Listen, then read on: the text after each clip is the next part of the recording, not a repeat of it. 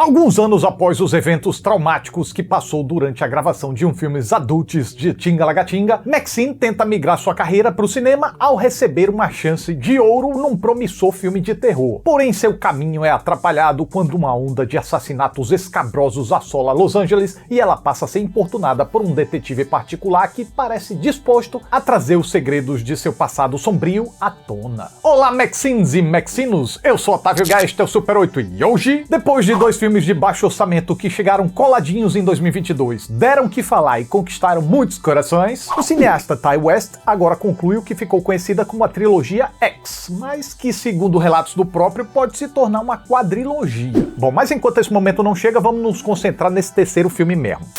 Interrompemos a programação para um anúncio importante. Milhões de brasileiros sofrem com o desemprego ou com um emprego que não corresponde às expectativas, mas parece que há solução para isso. Estamos com um repórter aqui em campo que vai falar um pouquinho mais sobre o assunto. É isso mesmo, Otávio? É isso mesmo, Otávio. Especialistas acreditam que isso ocorre porque as pessoas não conhecem a EBAC e, portanto... EBAC? Mas o que seria a EBAC? Você pode explicar melhor pra gente, Otávio? Tá, vou explicar.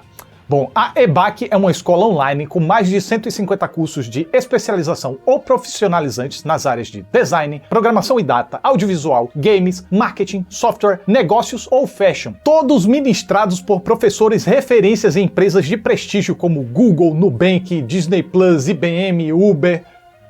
O que é o peste? Foi mal. Ah, vai embora. Foi mal. Tchau aí. Desgrama. Beijo, mãe. Tchau. Estamos com problemas técnicos aqui. Otávio, tá tudo bem aí? Ah, é catacoquinho. Otávio? Vai atrapalhar o Papai Noel. Opa! Eu ia recomendar os cursos de audiovisual, por exemplo. Seria bom que você fizesse pra arrumar o que fazer e não atrapalhasse os outros. Olha só, o rapaz aqui podia se profissionalizar como roteirista, artista 3D e designer de som, ou fazer cursos de especialização em direção de fotografia, edição, produção musical, motion design, direção e etc. Direção seria bom, você arrumar uma direção pra sua vida. Olha, e o que mais? Tem também cursos de programação, por exemplo, que tal o campeão de vendas TI do Zero ao Pro? TI é excelente para você te mandar para PQP. E como a EBAC quer mais do que ensinar, ela quer preparar o pessoal para o mercado de trabalho, tem tutoria individual, personalizada e o centro de carreiras até ajuda a deixar o currículo e o portfólio dos alunos nos trinks com o material que a pessoa vai produzir durante o curso. Otávio, e é verdade que alguns dos cursos têm garantia de emprego? É isso aí que você falou. Alguns cursos têm garantia de emprego. Tá bom. Aí! O que foi, rapaz? Tem cupom de desconto aí nessa Tem EBAC? cupom, sim. Fala aí, então. Mas tu vai usar? Vou, pô. Tô precisando Olha de emprego lá, mesmo. hein? Tá bom, anota aí, hein? Super cupom que te dá R$200 de desconto para qualquer curso e vale cumulativamente com as promoções que você encontrar lá no site. Só clicar no link na descrição, comentário fixado ou no QR Code e correr pro abraço. Já é? Firmeza, então. É com você, Otávio. Obrigado, Otávio, pelos esclarecimentos. Voltamos agora com a nossa programação normal. Quero ver. É com você, Otávio. O outro Otávio. Obrigado, Otávio. Bom, agora vamos lá ver qual é dessa terceira parte da trilogia X. Simbora! Quando tá no volante, a protagonista desse filme vira a Mad Maxine? Dá pra fazer um filme de entretenimento mais que ensine? A indústria que paga o salário em PlayStation é a Hollywood? Tudo isso e muito mais agora. Nos dois filmes anteriores, o diretor-roteirista Ti West foi hábil em criar uma unidade ao misturar ideias. Em X, um terror slasher dos anos 70, no qual os membros de um filme pornográfico eram atacados por inimigos inesperados. E em Pearl, um drama sobre uma garota que, ao ter seus sonhos frustrados, aflora um perigoso lado psicótico, o que desperta na narrativa o suspense e o terror. Já aqui em Maxine, a base de ideias para compor uma trama ambientada nos anos 80 foi bem mais larga. Já que o filme é um mistério no ar, até subversivo, ao inverter papéis e colocar o detetive como um stalker que cavuca o passado da protagonista, que é a própria femme fatale, ao mesmo tempo que se configura como uma espécie de diálogo com um assassino urbano, causando pânico na sociedade local e levando a protagonista a ser assediada pela polícia. Além de um drama sobre uma atriz com origem numa família religiosa tentando migrar da indústria pornográfica para o cinema mainstream. Enquanto a atriz reage a esse turbilhão de coisas e tenta se provar na indústria, metalinguisticamente isso também reflete os esforços desse filme para tentar dar liga e suportar tanta coisa. E consegue? Consegue. Mas consegue bem? Na minha opinião, não. Não nego que todas essas frentes de Maxine tragam boas ideias e por isso, por boa parte do tempo, elas me deixaram genuinamente interessado. Enquanto essas frentes preservam força e substância para se desenvolverem isoladamente, e esse desenvolvimento apresenta fôlego para alimentar o clima de mistério sobre como tudo vai se ligar, a narrativa segue energizada e isso fez minha experiência fluir sem grandes problemas. Porém, tudo começou a desandar quando as tentativas de conexões passaram a ser feitas. Daí ficou nítido para mim que as boas ideias não estavam se unindo para contar uma boa história. Até ali, na verdade, estavam competindo por tempo em tela e pela nossa concentração, mas piora na hora de se ligarem, porque aí nada de natural e aprazível saiu desse esforço. Gente, é a mesma moça passando por um cabogilhão de questões separadas, mas que não parece a mesma moça, porque as questões não se somam. Pode até se ligar, uma encostar na outra, mas é como se o roteiro tentasse encaixar peças que não estão polidas devidamente para se encaixarem. E não estando disposto a polir o que precisa ser polido para fazer esse encaixe, parece que o roteiro se satisfaz em jogar uma por cima da outra apenas para ocupar os espaços, mas deixando um monte de sobressalência grosseira nas emendas. Assim, na prática mesmo, as múltiplas frentes raramente se chocam, e quando se chocam, em alguns momentos raros, jamais têm força para interferirem umas nas outras. Volto a dizer, de forma isolada, eu acho que Maxine até apresenta alguns momentos inspirados, graças sobretudo ao carisma e à desenvoltura do elenco envolvido,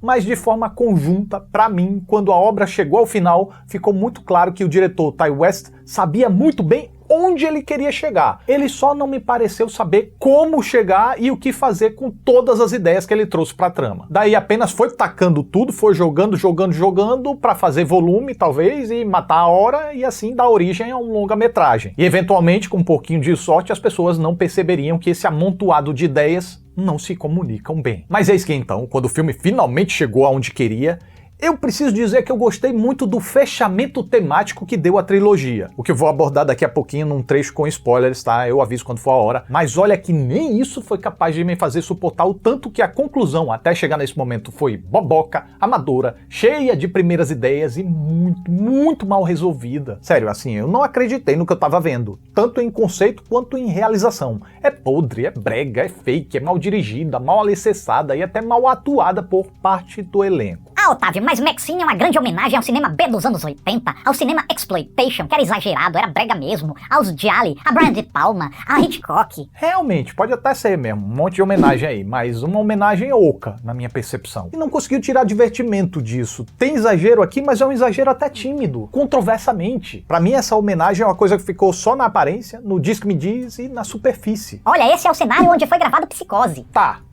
E... Nossa, esse filme tem uma atmosfera de dublê de corpo do De Palma. Tá.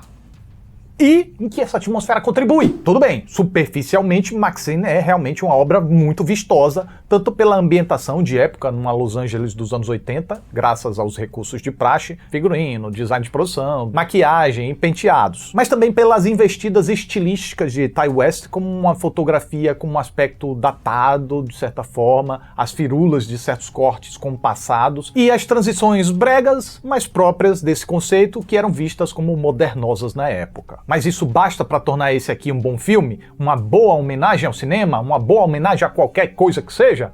Eu não creio. A produção de um filme de terror dentro deste, que supostamente é um filme de terror, nunca dá frutos realmente substanciais. Tanto que o filme se utiliza da metalinguagem, mas muito pouco da produção do filme interno é aproveitado para ajudar a contar a história da personagem. O máximo que o roteiro faz é estabelecer a moça como uma promissora aposta e que suas oportunidades estariam em risco. Mas quais seriam as grandes ameaças à sua carreira? Tanta coisa acontecendo em torno da personagem, mas o grande problema que ela enfrentou foi um atraso e uma distração. Uau! No mais, qualquer desestabilização com a perda de pessoas próximas e as insistentes perseguições que vem sofrendo são retratados como uma coisa, como eu já deixei claro, totalmente à parte. Ela tá sofrendo aqui com alguém que perdeu a vida, beleza, corta. Ela agora tá sofrendo perseguição de um cara aqui, beleza, corta. Isso aqui não tem mais comunicação com isso aqui, uma coisa não se soma na outra. E como fechamento de uma trilogia que se vende como terror, eu não acho que dessa vez se enquadre no gênero não. Muita gente discorda, mas eu até consigo defender Pearl nesse sentido, por causa da tensão provocada pela psique da retratada aquecendo aos poucos até finalmente entrar em ebulição, fora que quando a ebulição acontece o terror é inegável, mas aqui foi um negocinho tão em banho-maria, tão suave na maior parte do tempo, tão sem tensão, tão sem problema, na verdade, que o enquadramento no gênero se dá talvez por uma maior grafia em alguns singelos momentos e só. Por isso eu creio que mais justo seria dizer que Maxine é um filme policial com aspectos noir e um cadinho a mais de violência gráfica desmedida. Sobre as performances, por tudo isso que eu já falei, eu acho que esse aqui foi o filme da trilogia que menos exigiu da Mia Goth. Ela tá joia porque ela é joia, mas tirando uma grande cena logo no inicinho do filme, eu não vi nada que cobrasse dela uma grande performance. Na teoria até poderia ter rolado ali na conclusão, mas é uma bagunça tão generalizada por parte do realizador que culpar a atriz por não ter tido uma performance mais impressionante seria uma tremenda de uma injustiça. Já o Kevin Bacon, apesar de estar ótimo com aquela energia cativante como de hábito, misturando cafajestice, repugnância e uma boa pracice num sujeito só, tem a sua presença desperdiçada pelo fato do roteiro lhe dedicar um personagem que jamais diz a que veio. Portanto, eu acredito que para mim o maior destaque foi o Giancarlo Esposito, pois ainda que não tenha sido aproveitado ao máximo também, ao menos pertence à trama de uma forma mais natural e apresenta uma variação interessante do seu costumeiro tipo ameaçador, mais frio, calculista e educado, pois aqui ele surge menos engomadinho do que o de costume e isso me despertou um interesse a mais. Mas enfim, acabou não porque eu não me satisfiz em falar do final de forma tão vaga. Eu preciso desenvolver um cadinho mais com spoiler. Inclusive, eu vou aproveitar para falar daquele tal valor do fechamento que o filme deu para a trilogia. Então fiquem avisados que a partir daqui vão ter spoilers e então se você não assistiu o filme, você vai lá ver e depois você volta. Se já viu o filme, sinal verde para você. Então vamos lá. Depois que a obra consome um tempo significante com o personagem do Kevin Bacon e se livra dele sem jamais justificar a participação do sujeito, acaba faltando tempo para amarrar tudo e aí o roteiro amontoa todos os temas às pressas e artificialmente. Primeiro revelando que o assassino em torno da Maxine não era o assassino serial Night Stalker, que ameaçava Los Angeles, mas o pai da moça imitando o dito cujo para passar impune enquanto tentava passar uma lição cheia de moralismo de boteco para a própria filha dele. A ideia é boa? A ideia sim, mas eu acho que foi tudo tão jogado assim num bololô que não colou comigo não. Porque assim, gente, o filme faz todo um suspense acerca da identidade do assassino, que tava matando só pessoas próximas dela e claramente era alguém envolvido com ela. Claramente ou alguém envolvido no incidente ou o pai dela, que tá sumido. Tem destaque no início, tem destaque no filme de X. É um segredo que consegue o feito de ser tanto mal justificado quanto previsível ao mesmo tempo. Pois quando eu falo que a ideia é boa e a realização não, o plano do sujeito era convidar pessoas próximas da Maxine para a mansão e matar em seguida. Em qualquer situação, isso é um negócio que escancararia a identidade do sujeito no estalar de dedos. Ah, mas o filme quer fazer a gente acreditar que os polícias não tinham como saber, pois as vítimas tinham ido para uma festa numa mansão e só disseram isso para Maxine. E a Maxine não quis contar para a polícia. E mesmo que eventualmente as pessoas não contassem a mais ninguém, gente, o assassino não podia contar com isso, né? Pelo visto, o assassino é evidente. Ele sabia que o povo não ia contar pra ninguém e sabia que ia contar pra Maxine, porque, afinal de contas, quando ela chega lá de surpresa, ele parece ter previsto e armado uma emboscada pra cima dela. A propósito, o que ela esperava conseguir lá sozinha? Sim, porque pra pegar o detetive particular, ela bolou um plano muito elaborado, contando com a ajuda do agente, mas pra pegar o assassino dos seus amigos, aí ela decidiu ir sozinha mesmo. Claro que não, né, gente? Porque magicamente ela sabia que os policiais que não seguiram ela quando ela matou o detetive particular, agora, convenientemente, eles iriam seguir. E falando neles, estão no filme só pra fazer volume, né? Porque não investigam nada direito e na hora de agir, eita negocinho completamente destrambelhado. É polícia mesmo isso aí? Só não são piores do que a seita formulaica lá, composta por figurantes agindo mecanicamente, artificialmente, um negocinho tão engessado. E o pai da mina explicando seu plano em voz alta, com uma interpretação caricatíssima. Eu realmente fico espantado como o Ti West conseguiu reunir tanta besteira em tão pouco tempo, gente, na boa. Aliás,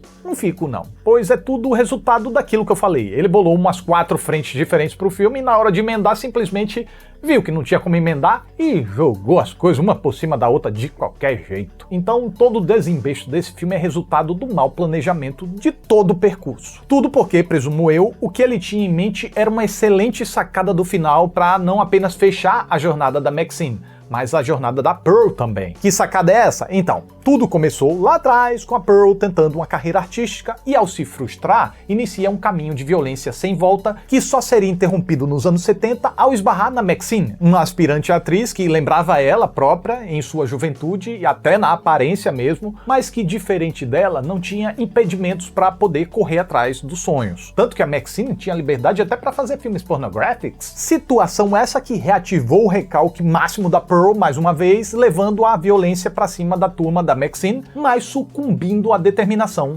desta. Então, nesse terceiro filme, pelo fato da Maxine ter sobrevivido a esse atentado violento, o pai da Maxine descobriu isso, encontrou a filha, perseguiu, matou conhecidos e amigos dela e tentou matar a moça, mas ao falhar, deu chance a ela de sobreviver heroicamente e chamar a atenção da mídia para finalmente atingir o estrelato que não só ela, mas que a Pearl também almejava. Assim, todo o recalque e onda de violência iniciada pela Pearl por não ter conseguido se tornar uma estrela apenas deu margem para que, ironicamente, o seu alter ego do futuro, a Maxine, pudesse se tornar. Como eu disse, é um excelente ponto de chegada para unir os três filmes tematicamente, assim, uma coisinha linda. Só acho uma pena que, para atingir a tais fins, os meios que o cineasta empregou desta vez tenham sido tão descompensados e capengas. Fora que, quando o roteiro sugere que a Maxine só chegou ao estrelato por causa da intervenção divina que seu pai lhe trouxe, nem o próprio filme conseguiu sustentar essa ideia quando já havia colocado previamente a atriz num filme promissor e se tornando xodó gradativamente de uma diretora enxergada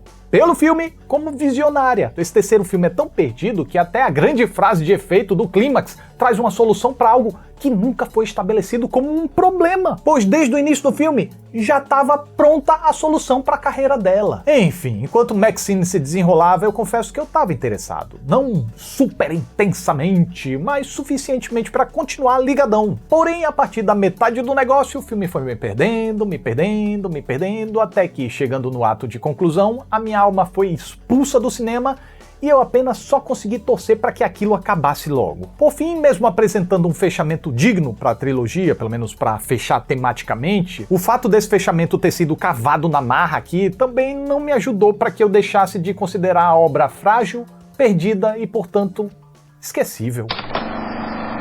E essa é minha reação enquanto eu assisti ao filme. Lembrando que com o meu cupom SUPERCUPOM você garante R$200 de desconto em qualquer curso da EBAC, hein? Tá precisando se reintroduzir no mercado, mudar de carreira, começar uma primeira carreira? Dá uma consultada nos cursos da EBAC que lá pode te dar um direcionamento muito bacana, tá? Se você tiver interesse nas áreas de criatividade e tecnologia, programação audiovisual, design, fashion, games, lá pode ter uma oportunidade de carreira para você. Porque, lembrando, lá não quer apenas te ensinar um curso, mas te introduzir no mercado. Então é isso, mais um Super 8 tá chegando ao final. Fico muito grato pela atenção de vocês. Muito obrigado, até a próxima aí. Agora, vem a encrenca, que é o quê? Tirar essa maquiagem. Porque quando eu tava maquiando, caiu até no olho. Ixi, se eu ficar com o olho vermelho, nos próximos vídeos vocês já sabem, tá? Foi isso aqui, não foi chapadeza não. De repente eu seria até mais legal se chapasse. Enfim, desvaneios à parte. Tchau!